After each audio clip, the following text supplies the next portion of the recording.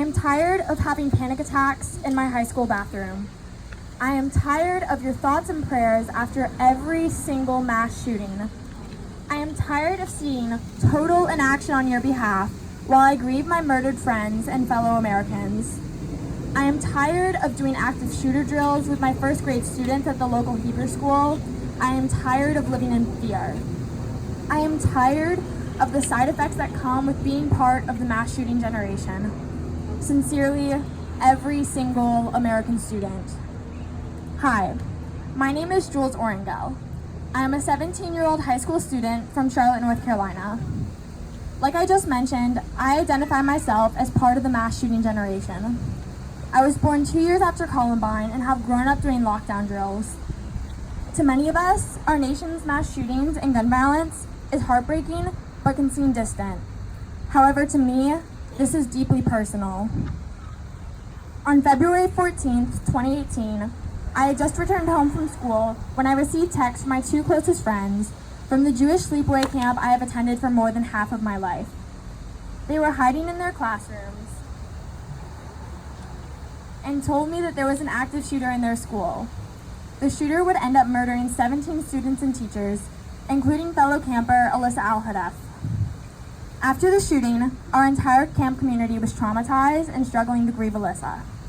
I myself struggled with anxiety, nightmares, and a fear of attending school. However, I chose to turn my pain into action by leading my high school's walkout, marching on Washington, and eventually founding Return Home Supplies, a gun violence prevention nonprofit. Return Home Supplies believes every student and teacher deserve to return home safely from school each day.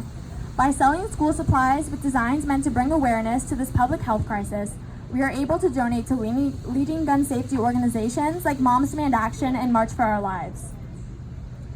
Since I joined this fight more than a year ago, I've learned a lot. I learned that, on average, 100 Americans will die from gun violence every day, and hundreds more will be left with life-altering injuries and trauma. I learned that Americans are 25 times more likely to die in a gun homicide than they would be living in another developed nation. I learned that easy access to firearms doubles the risk of homicide and triples the risk of fatal suicides.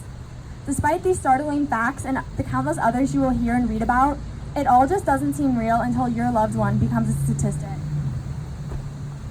Perhaps the most important thing I've learned on this journey, however, is that there is gun safety legislation that works, but our representatives are too scared to stand up to the National Rifle Association and do something to end this epidemic.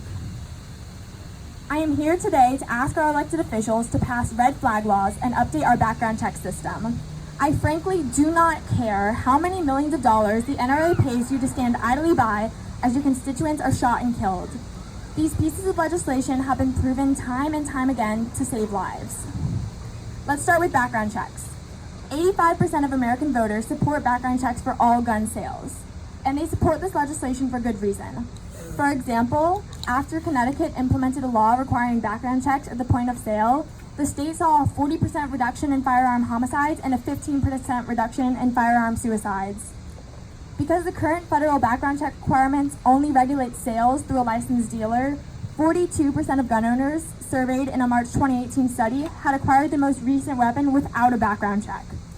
And in some states, 1 in 10 people seeking to buy a gun in an unlicensed online purchase have a prohibiting criminal record. It has been more than 200 days since the House of Representatives passed H.R. 8, the Bipartisan Background Checks Act. Yet, the Senate refuses to even bring forth the bill for debate.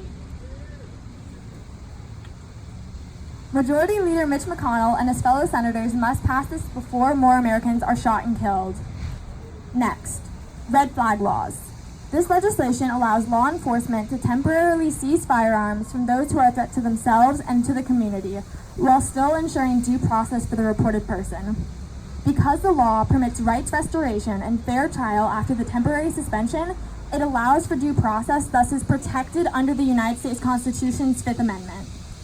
From 2009 to 2017, in 51% of incidents, the shooter displayed warning signs that could have been reported under this legislation, and the shootings could have been stopped. Red flag laws have been shown to decrease firearm suicides as well, with a 7.5% reduction in Indiana and a 14% reduction in Connecticut. If a red flag law was implemented and utilized by the Florida government, the shooting at Marjorie Stoneman Douglas High School in Parkland, Florida may have been avoided altogether, and Alyssa would still be with us today. I'm sure you are wondering what you can do to help end gun violence in America. Get involved with Moms Demand Action, Students Demand Action, or March for Our Lives. Donate to Every Town for Gun Safety, who is doing incredible research into this issue. Register and even pre-register to vote if you aren't 18 yet like me. And don't just register, make your voice heard at the ballot box. Vote for candidates who publicly support the legislation I just mentioned, and others you can learn more about online.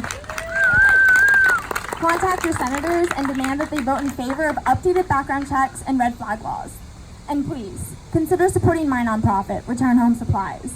We sell our school supplies online, and you can come write postcards at our table right over there today. Together, we will make a change that saves lives. Dear Congress, I am thinking of and praying for you, just as you do when another American community is broken due to gun violence. I think of how tragic it must be knowing your job is on the line if you refuse to take action any longer. I pray you believe the numbers, and not the phony lies special interest groups write on the bottom of your check. Please do something for me, and for the 300 million Americans who live their lives in fear of being a victim in the next shooting. Sincerely, me, an American student and proud gun violence prevention activist.